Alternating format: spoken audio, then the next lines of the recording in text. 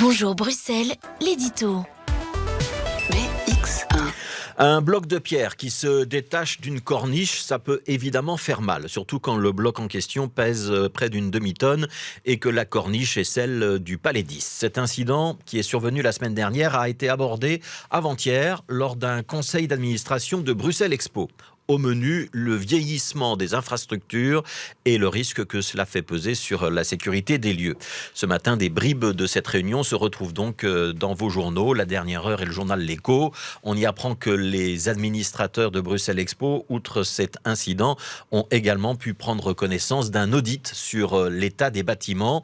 Et sans surprise, on y parle d'une vétusté naturelle des palais les plus anciens. La société chargée de cet audit évoque même des risques inacceptables pour la sécurité des occupants. Conclusion générale, il faut envisager une rénovation en profondeur des palais du Heysel, un budget estimé à 200 millions d'euros. À ce stade, le conseil d'administration a juste décidé de débloquer 1 million pour les travaux d'urgence.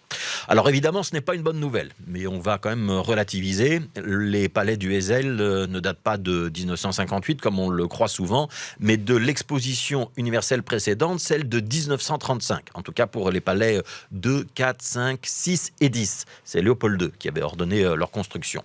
On est 87 ans plus tard. Les bâtiments ont donc besoin d'un bon entretien et ce n'est pas une surprise. Évidemment, on ne peut pas se permettre de jouer avec la sécurité des visiteurs. En vitesse de croisière, le plateau du Heysel accueille quand même 150 événements par an, avec des grands salons comme le salon de l'auto ou Batibo. Plus de 2 millions de visiteurs chaque année qui déambulent dans les palais. Et même si le risque zéro n'existe pas, il est évident que les travaux de rénovation vont devoir être programmés un jour et que le plus tôt sera le mieux. Le problème, c'est qu'à ce stade, on ne voit pas trop comment les financer, ces travaux. Avec la crise du Covid, les caisses de Bruxelles Expo sont vides. La ville a même dû accorder un subside supplémentaire de 5 millions au mois de décembre pour éviter l'asphyxie, et ce n'est pas la première rallonge consentie par la ville. L'ASBL, Bruxelles Expo, qui gère le site, est en crise. Une partie de ses managers menacent de partir, ils ont même remis une démission. Et surtout, la ville et la région n'arrivent pas à s'accorder sur ce que va devenir ce plateau du Heysel dans les prochaines années. Est-ce que le projet Néo, avec son centre commercial, verra vraiment le jour ?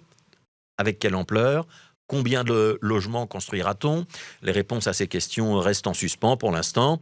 Et indépendamment de ces projets, il faut aussi penser à repositionner Bruxelles Expo. Est-ce qu'on continue dans la voie des grands salons et des grands événements ? Est-ce qu'on privilégie des salons plus petits ? Est-ce qu'on peut investir dans des équipements technologiques tournés vers l'interactivité ou dans des activités ludiques ?